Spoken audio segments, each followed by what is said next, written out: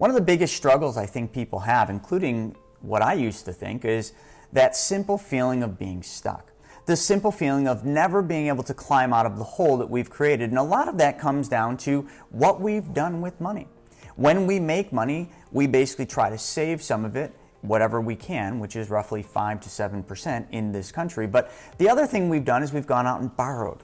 And they've made it so easy for us to finance all the things we want in our lives, from cars to homes to lifestyles to vacations. We can finance everything, and every single time we finance something, we articulate it in our minds as a monthly expense. And that's how we've been taught to live. We make money, how much we make per month, and then how much can we spend. And at the end of the day, so many people get that spending part a little bit wrong. We spend too much, we create too much debt, and then we're trapped. And we literally get trapped in this little vicious cycle. I look at it like a hamster wheel. Why can't the hamster just get off the wheel? Well, the same thing with us. We've spent our way to this problem, and we just have never been taught the way off of the hamster wheel. And the way off of that hamster wheel is so simple. It involves one thing. And that one thing is where your money goes first. I think one of the easiest ways to really look at this is from statistics. If you look at statistics of the American family spends 30% of the money they make on interest and fees. And how much do they save of that? Let's say we take a full dollar, 100% of a dollar. 30% of that dollar goes to interest and fees. And how much of that money is getting saved? It's 5 to 7%. And it's actually less during recessionary periods. So you can see the discrepancy right from the statistics. The biggest problem is we give away our money. We give up control and we give away too much of our money, and we save too little because we haven't been shown that. We haven't been shown how to keep the money. Therefore, we constantly feel trapped by this cycle that we put ourselves in, and the cycle that we've been taught to be in, to be quite honest. Another problem that stems back to, say, 30 years ago, but it goes farther back, is also the fact that there's a lack of education when it comes to how money really works. We're not taught about money. We're not taught about budgeting. We're not taught on how to make our money work for us. We're simply taught how to go out there, get a job, and earn money. But if that's all we're taught is how to earn money, and we do know that. We know how to make more and more and more money. But if we can't control and keep that money, what good does it do?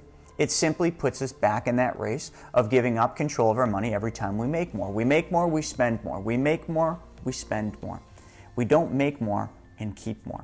And therein lies one of the problems, but it is, again, back to conditioning, back to what we're taught from a very young age.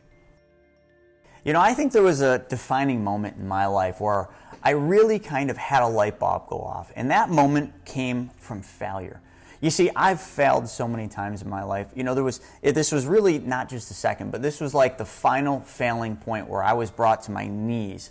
And I was brought to my knees. I was deeply in debt. I didn't know what I was working for. There were so many things that went wrong. And I remember I went to a seminar, and I remember at that seminar there were two incredibly wealthy individuals putting this seminar on. And I remember listening to them and vividly thinking to myself, what they're talking about is the complete opposite of everything I'd been taught. Even as a high-level financial advisor, everything I was taught was the opposite of what they were doing. And at that very moment, I realized something was wrong. And I realized I needed to seek out the knowledge that I needed. I needed to learn how money really worked.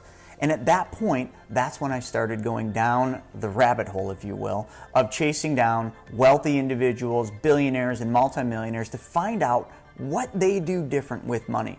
And when I learned the secrets and when I saw how simple it was, I felt obligated. I literally felt a true moral obligation to go out and teach the world the truth about how money works. And that leads me to now. I think a big question I get asked a lot is, what makes you the expert? What gives you the credibility to teach people how money really works? And, that's an interesting question with, a short and a very long answer. So I'll give you the short answer. And really, I think it comes down to, first and foremost, I have failed enough times to figure out the truth. I have also been a financial advisor for over 16 years. I was a high-level advisor, and I saw that side, the Wall Street side, if you will, and I learned what worked and what didn't work, and I also learned the traps with that. So that's another thing that qualifies me, and also one other thing is I've spent unbelievable, nauseating amount of time learning what the wealthy do by interviewing them, by having them on podcasts and being on their podcast, by asking the hard question of talking about money. We've always been taught, even when I was a kid, don't talk to people about money, that's not right. Well, that's all I do now is ask and talk about money. And once you talk about it, the truth comes out. So when you ask, why am I qualified? Well, because I've done it, I've failed at it, and because I've seeked out the truth from the source.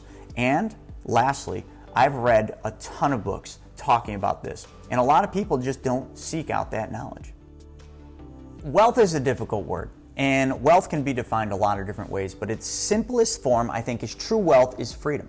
When you really ask the question, it really can also mean that there's an underlying problem, which could be deeper relationships. It could be more personal growth. It could be your inability to chase your dreams. But wealth truly is nothing more than freedom. One of the things I've often looked at is I've looked at the wealthy. Let's take a billionaire. And I've compared them to just a working class man. And what are the underlying differences between the two? So the billionaire absolutely positively is in control of their wealth and their money. And the middle class American might be in control of a small fraction of their money, but has been taught to give up most of the control of their money. Then we keep going from there. The billionaire understands how to make their wealth and their money work for them. Where the average middle class, like I was, doesn't understand how to make their money work for them. They think that making their money work for them means giving up control to somebody else, and somebody else is going to grow their wealth. But there lies a big problem, because no one cares more about your money than you do, and about your wealth than you do. The other big thing that I think is different is the average middle class typically works for somebody. Okay, they're not self-employed, so they don't go out and chase their dreams. They work for someone they have conformed. Therefore, there's always a cap on what they're going to be making. Unless they're in sales, there's really no cap on sales. But if you look at the billionaire typically is going to be self-employed. Some have multiple businesses, and those businesses are there to function as another revenue source, another ability for their money to be working, because it takes an investment to make money. So they invest in their businesses, which makes their business incomes grow. Where if you work for somebody, your income can only grow based on the amount of hours you have to work, the effort you put in, and there's only so much time in the day. So if we restrict ourselves to time, then how can we build wealth? And then add to that one last thing. Most people, like I've said, spend most of the money they make. We make more, we spend more. The billionaires, the wealthy, make their money work for them, and then they spend the money that their money made. There's a key difference in that. So a lot of people ask, what is the infinite banking concept? It's really a process more than it is anything else. And it's a process in which it allows an individual to take control of their money by maximizing its leverage. Instead of financing investments or large purchases like cars and houses, infinite banking concept would basically allow you to finance your projects while still earning the interest. And instead of giving the interest away, you pay yourself the interest. In essence, it's you becoming the bank. Let me give you an example. Let's say you had saved money over here on your left side. And in your left hand, you have all your money that you've saved. And over on your right hand, you have the things that you want to buy. Most people, when they have their savings, they don't use their savings to acquire the things that they want. They finance the things that they want. But in the infinite banking concept, what it would essentially be doing is using your own funds, using leverage of your own funds to then buy the things you want, but instead of just buying them and calling it a day like we do when we use savings, what you would do is you would take the same interest and payments that you would have paid to the bank, the credit card company, or the finance company, and you would pay that back to your banking system, which is your savings. So if you changed where your money went first, and your money went into your privatized banking system, essentially that is infinite banking in its essence, privatized banking. If you started there, and you took that money and you financed the things that you buy with your own money, but then you paid yourself back with interest, you would change the entire dynamic of your future, because now your money is working harder, smarter, and more efficiently for you. The other cool thing about the infinite banking concept and the dividends is the tax advantages for them. You see, in an insurance company, the IRS does not consider life insurance dividends to be a taxable income. They actually consider this as a return of premium. Therefore, the policy owner gets these dividends in a tax-favored basis. If you receive dividends in your stock account, you'd have to pay tax on them. But in the insurance account that we're talking about, this specially designed whole life, the dividends that are paid to you, they're just a return of your premium. Therefore, there is no taxes on that money if you do it properly.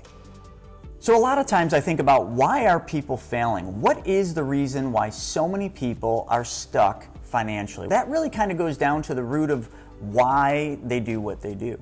So why is it that most people are giving away 90 cents of every dollar they make? Well, it's conditioning. It's what they've been taught. It's what they've learned their entire lives. I was no different. When we want to buy something, we just go buy it. We don't think of the impact that that monthly payment is going to have on their lives. And because of that, we get stuck, because at a certain point, we realize that more money is going out than what we're saving. And it really comes down to the simplistic values of, we're not taught how to do a budget. We give away too much of the money that we make because we've never been taught how to actually keep the money that we have. I think one of the biggest problems with the infinite banking concept, or privatized banking as a whole, is throughout our entire lives, we're taught and we hear from the gurus that whole life insurance is a bad place to put your money. I think some of these gurus say whole life insurance is a terrible investment, which I agree, because it's not an investment at all. An investment involves risk, and whole life insurance is guaranteed. But the other reason is, a lot of the people that could teach the infinite banking concept are financial advisors, the bank advisors, life insurance agents, and one of the biggest problems comes down to compensation.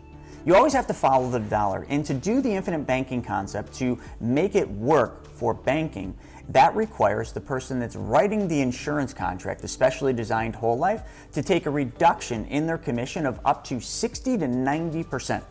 So let me ask you, would you be willing to give up 60 to 90% of your income to help somebody solve their money problem? The answer is probably no. Well, that's what's required, and that's one of the reasons this has remained a secret of the wealthy for so long. How can people not know about the infinite banking concept? If this is literally such an amazing concept, why is it that most people don't know about it? Well, it's quite simple. Nobody's ever taught you about it. Again, going back to follow the dollar, there's no money in this. There's no money for the advisors, there's no money for the bankers, there's no money for the insurance professionals to teach you this. And also, it's a banking concept that's been around for hundreds of years, used by the wealthiest families, used exclusively by banks and big corporations. So why is it that they know about this and we don't? Well, it comes down to lack of knowledge, lack of education, and first and foremost, mindset. We have been taught to resist things, and we never ever understand that maybe, just maybe, this vehicle can be used a different way than what it was designed for. So one of the simple ways we use the infinite banking concept is, I want you to think of where your money goes. Let's just pretend or imagine that you have a credit card that you're paying 20% interest. This isn't really an imagination, this happens every single day. And every single month you make monthly payments to that credit card at a rate of 20%. You're not keeping that 20%, the credit card company is getting that.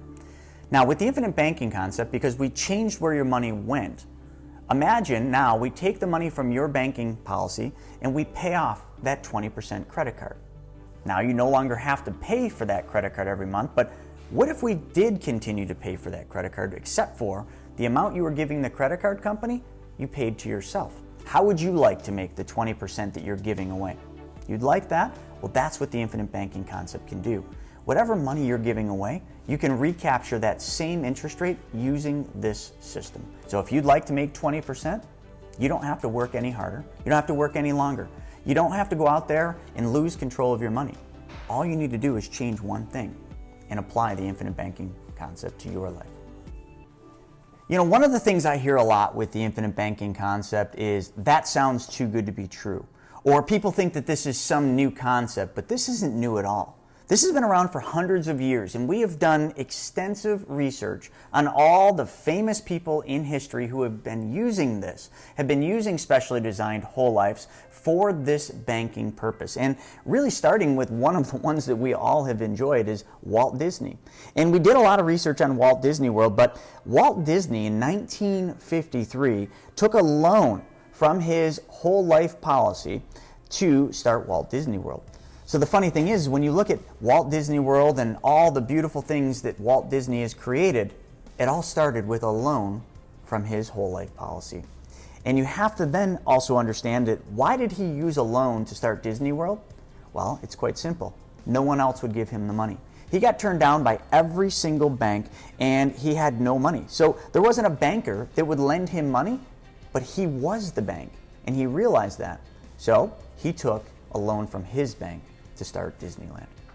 So as we continue on this journey into history and we look at other people that have used the infinite banking concept, we arrive at James Cash Penney, commonly known as JCPenney.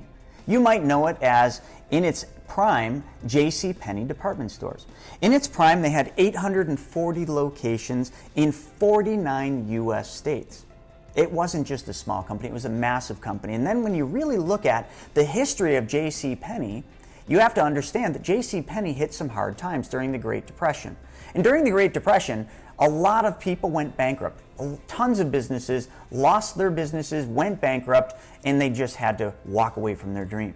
But you see, JCPenney didn't walk away from his dream because he had a whole life policy that he took loans from to keep his daily, day-to-day expenses going, to make his payroll for his employees, and that is how he made it through the Great Depression. And then, in its heyday, JCPenney became a monstrous company. And he did that and maintained that company by using his whole life insurance by taking loans in these hard times. You see, one of the interesting takeaways of this is whole life insurance is one of the tried and tested places to put money.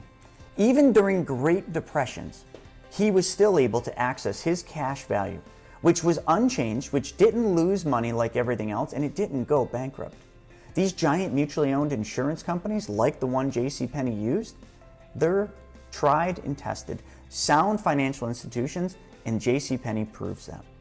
So now we got to take this trip back in history a little bit further, back to the 1800s, and somebody that we all know, and that person is the Rockefellers.